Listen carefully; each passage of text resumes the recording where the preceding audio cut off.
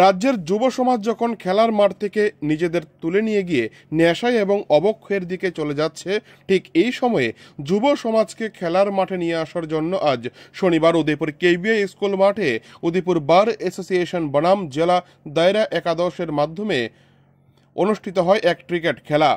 মূল উদ্দেশ্য হলো এই বয়সে যখন অ্যাডভোকেটরা মাঠে নামতে পারে, তাহলে যুব সম্প্রদায়েরা কেন মাঠে নামবে না?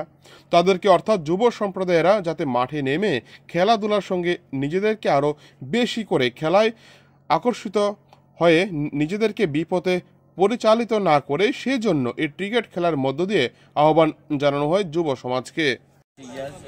সাহেবের উদ্যোগেই আমাদের একটা প্রীতি ম্যাচের আয়োজন করা হয়েছে। বার অ্যাসোসিয়েশন ভার্সেস ডিস্ট্রিক্ট জেলা একাদশ এবং 16 ওভারের খেলা হয়। প্রথমে টস জিতে আমরা ব্যাটিং করি। আমরা 4 উইকেটের বিনিময়ে আমরা 77 রান করি। আর জবাবে ওনারা 2 উইকেট খুইয়ে প্রয়োজনীয় রান সংগ্রহ করে। আমরা সবাই এনজয় করেছি খেলাটাকে। যখন মাঠ থেকে সব খেলাধুলা উড়ে যাচ্ছিল, সেই সময়ে একটা শুভ উদ্যোগ নেওয়া হয়েছে যুব সমাজের অবক্ষয়ের হাত থেকে বাঁচানো, প্লাস শারীরিক কসরত করে আবার মাঠে ফিরে আসা। এই যে একটা উদ্যোগ, অ্যাকচুয়ালি এটার পেছনে যা তাৎপর্য ছিল এটাই যে খেলাধুলাকে আরও বেশি গ্রহণযোগ্য করে তোলা বা সবাইকে খেলার প্রতি আসক্তি আনা।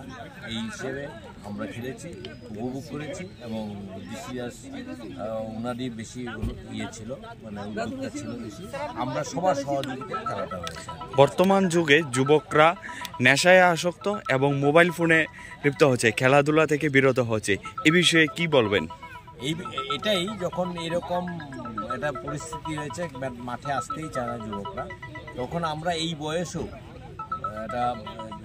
তাদের একটা অনুপ্রেরণা বা উৎসাহ দেওয়ার জন্য আমরা এই খেলার আয়োজন করেছি।